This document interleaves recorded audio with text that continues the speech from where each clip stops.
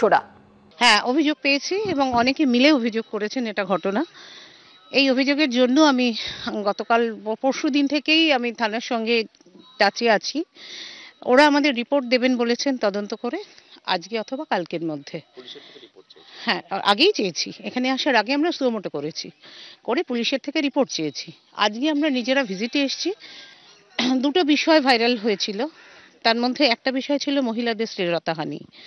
সে ব্যাপারে আমরা পার্সোনালিও কথা বলতে চেয়েছি। এখনো পর্যন্ত হয়তো পাবো, আপনি জানেন আমি মাঝপথে, এমন কাউকে আমি পাইনি যিনি ওই অভিযোগে অভিযুক্ত। এটা মহিলা পুলিশের দল যদি আসে আপনাদের কাছে এগুলো বলবেন? ওই তো রাজ্য পুলিশের মহিলা পুলিশ আসুক, যেই আসুক, আমরা কিছু বলবো না। বললে কী হবে? ওই তো গিয়ে মিথ্যে কথা বলছে। ওই তো মমতা ব্যানার্জির কাছে নিজে বললো, আমাদের এই সন্দেশখালী ফেরিঘাটে দাঁড়িয়ে উনি কি বললেন, এই তো যা জানলাম তেমন কিছু নয়, কয়েকটা চেয়ারপারসনের কথা বলছেন। হ্যাঁ, যিনি মহিলা আছেন, আমরা নাম তো আর সব ওনাদের নামটা লীনা গঙ্গোপাধ্যায়। হ্যাঁ হ্যাঁ, লীনা গঙ্গোপাধ্যায়। হ্যাঁ, উনি গিয়ে বলছেন ফেরিঘাটে যে বলছি উনি সিরিয়াল তৈরি করেন না, একজনের 14-15টা করে বিয়ে দিয়েও আবার অবৈধ সম্পর্ক। উনি আবার মহিলা কমিশনার হয়েছেন আমাদের এখানে। নমস্কার, নতুন বাংলা থেকে বলছি সন্ময় বন্দ্যোপাধ্যায়।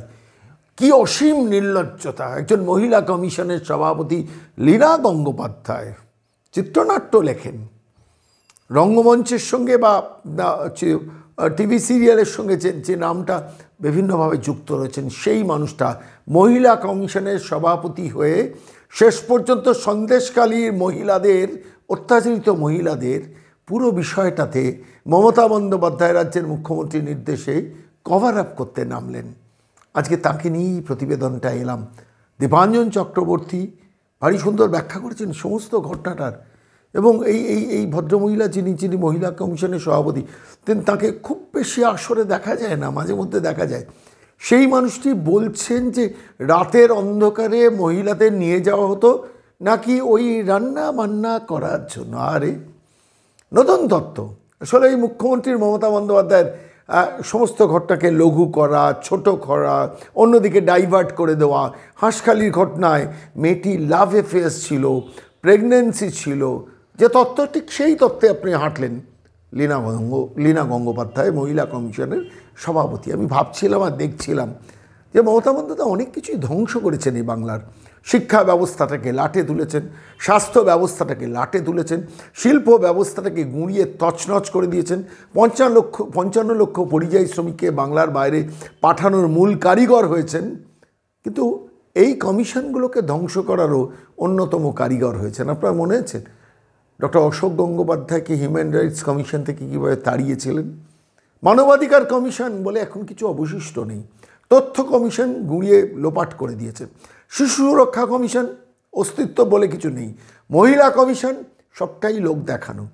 সেই মহিলা কমিশনের সভানেত্রী, তাঁকে দেখলাম, তাঁর কথা শুনলাম, তাঁর কথা দিয়ে শুরু করলাম। আপনারা খেয়াল করেছেন কিনা জানি না, তিনি বলছেন এখনও পর্যন্ত আমার কাছে সেভাবে ওই অত্যাচারে, শারীরিক নিগ্রহের অত্যাচারে সেই ব্যাপারটা সেভাবে আসেনি, হয়তো আসতে পারে পরে। অর্থাৎ বিষয়টাকে লঘু করো। যখন হাজার হাজার মহিলারা মুখ খুলছেন মিডিয়ার সামনে, তখন তো একটু লজ্জাবোধ থাকা উচিত ছিল এই মহিলা কমিশনের সভাপতির। অবশ্য তৃণমূল কংগ্রেসের একটা বৈশিষ্ট্য আছে। তৃণমূল কংগ্রেস বা মমতা বন্দ্যোপাধ্যায় তার সঙ্গে যাদের রাখেন, তাদের একটা অসীম নির্লজ্জতা দেখান, অসীম নির্লজ্জতা তৈরি করে দেন, এবং কোনো কিছুতেই তাদের কোনো বিকার এসে যায় না। সন্দেশখালীর ঘটনার পর যে কোনো সেন্সেবল মহিলা অন্তত কথা বলা বন্ধ করে কাজটা করতেন।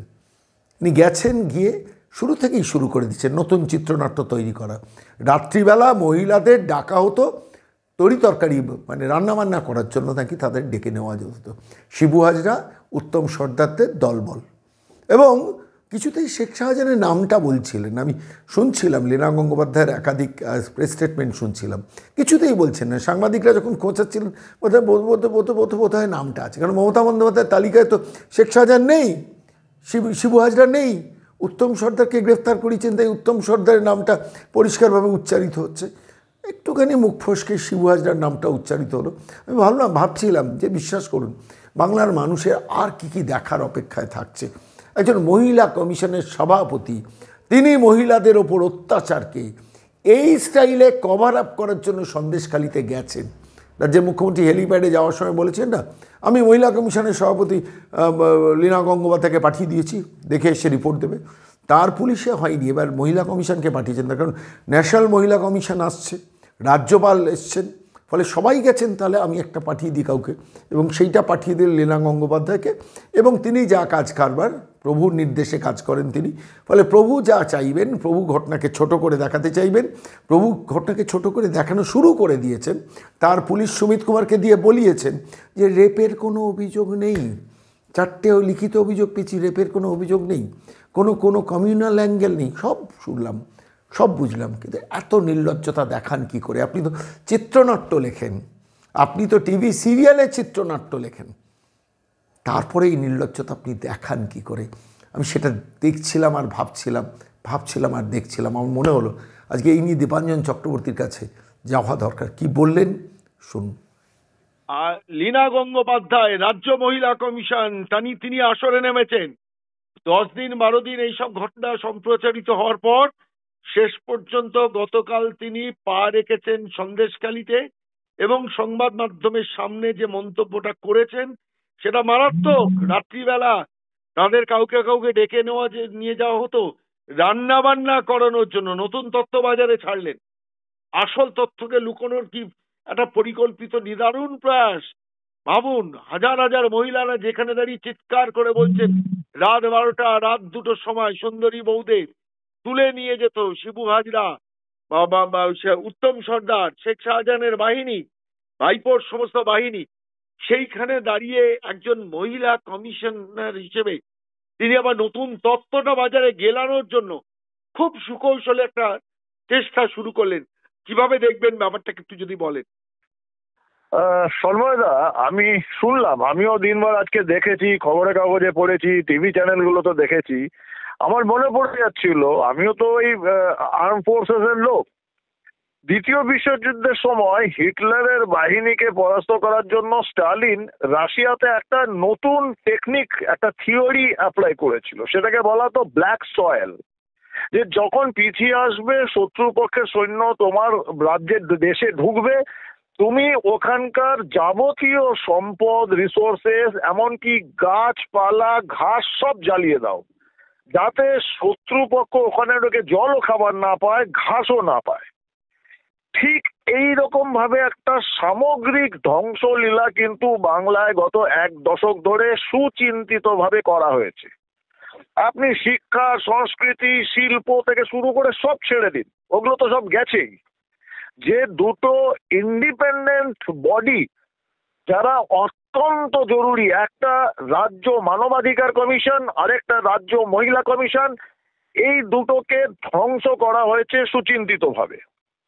আমি যদি খুব ভুল না হই, বহু বছর আগে মহামান্য প্রাক্তন বিচারপতি অশোক গাঙ্গুলি মহাশয় ছিলেন রাজ্য হিউম্যান রাইটস কমিশন, মানবাধিকার কমিশনের চেয়ারম্যান। উনি চলে যাওয়ার পর একটা লোক বলতে পারবেন যিনি মানবাধিকার নিয়ে কাজ করেছে, ইন্ডিপেন্ডেন্টলি কাজ করেছে? মহিলা কমিশনের গত 10 বছরে একজনের নাম বলতে পারবেন যার নামটা শ্রদ্ধার সঙ্গে উচ্চারণ করা যায়, যে মহিলাদের সম্মান রক্ষা, মহিলাদের অধিকার রক্ষার জন্য সেই বডি কাজ করেছে? এবং এটা যে ধ্বংস করা হয়েছে ইন্ডিপেন্ডেন্ট বডি, আমি তো শুনলাম আজকে মুখ্যমন্ত্রীর মুখে আমি কমিশন পাঠিয়েছি। উনি কি করে পাঠান? কমিশন তো ইন্ডিপেন্ডেন্ট, আমি পাঠাচ্ছি মানে সরকার পাঠাচ্ছে। সরকারের প্রশাসনিক ব্যর্থতা সেটাকে ঢাকার জন্য সেটা মুখ দিয়ে বেরিয়ে গিয়েছে।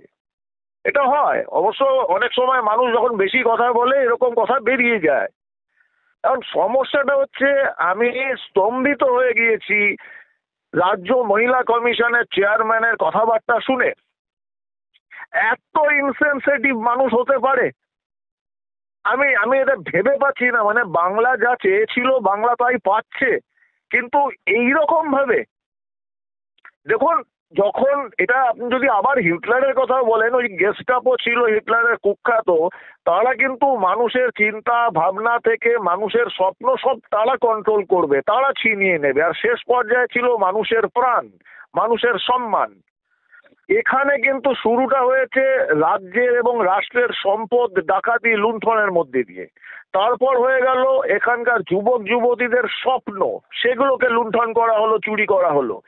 এখন মানুষের যে সবথেকে বড় যেটা মা বোনেদের সম্মান, সেটা নিয়ে খেলা করা হচ্ছে।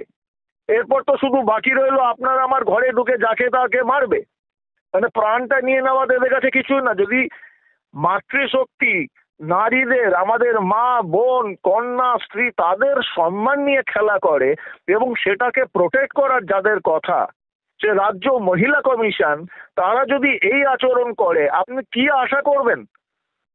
উনি বাংলার প্রথম মহিলা মুখ্যমন্ত্রী। উনি ভাবছিলেন বা ভাবছেন যে বাংলার মায়েদের ওই 500 টাকার ভিক্ষা ভাণ্ডার দিয়ে দেব, ওটাকে বাড়ি 1000 টাকার ভিক্ষা ভাণ্ডার দেব। সুতরাং আমার দল বলেদের অধিকার রয়েছে আমাদের বাংলার মা বোনেদের দিয়ে, বাংলার কন্যাদের নিয়ে এন্টারটেনমেন্ট করার জন্য, তার জন্য মাসে 1000 টাকা দেওয়া হচ্ছে। আমি শুনছিলাম টিভি চ্যানেলে এক ভদ্রমহিলা বলছিলেন যে আমাদের 500-1000 টাকা দেওয়া হয়, সেটা কি সারা রাত ধরে, পুরো মাস ধরে এই সমস্ত গুন্ডা বাহিনীর মনোরঞ্জনের জন্য? সন্ময়দা, এটা আতঙ্ক হয়, শিহরিত হচ্ছি যে বাংলা, এই বাংলা, এটা কোথায়, এর শেষ কোথায়? আরে তো শেখ শাহজাহান নিজেই বলেছে হাজার হাজার শেখ শাহজাহান রয়েছে। আমি নিশ্চিত বাংলার বিভিন্ন জেলায়, বিভিন্ন গ্রামে এই জিনিসই হচ্ছে।